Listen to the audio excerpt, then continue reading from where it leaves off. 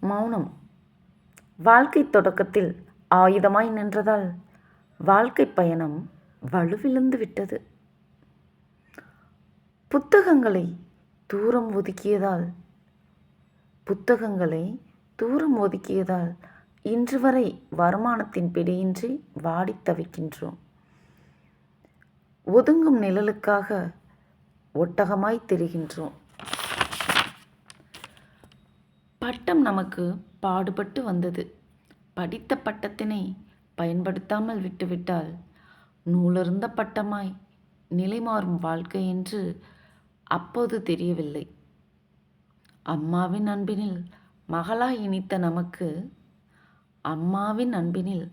மகளாய் இனித்த நமக்கு இலக்கை நோக்கி நகராமல் மருமகளாய் இனித்து இலக்கை மறந்தோமானால் நமது இறகுகளை முடக்கி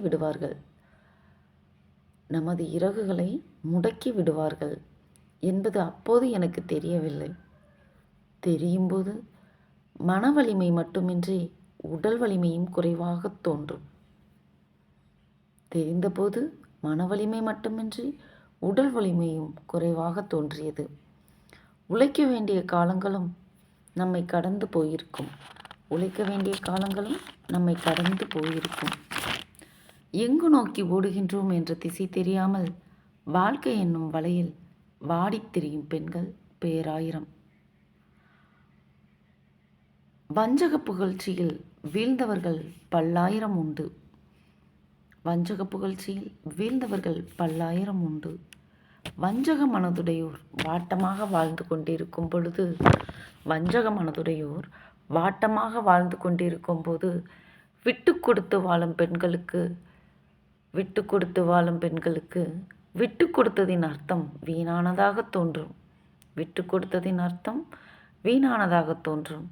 காவியம் படைக்க வேண்டிய நாம் காலத்தை வீணாக்கிவிட்டோம் என்ற விவாத மேடையில் மட்டுமே நின்று கொண்டிருக்க முடியும்.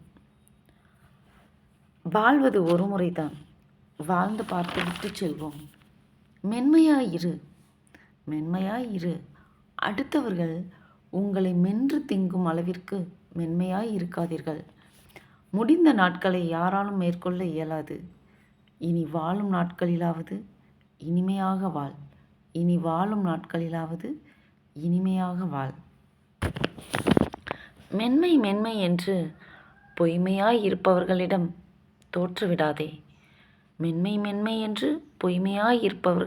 தோற்றுவிடாதே. உன் வாழ்க்கை உன் கையில்.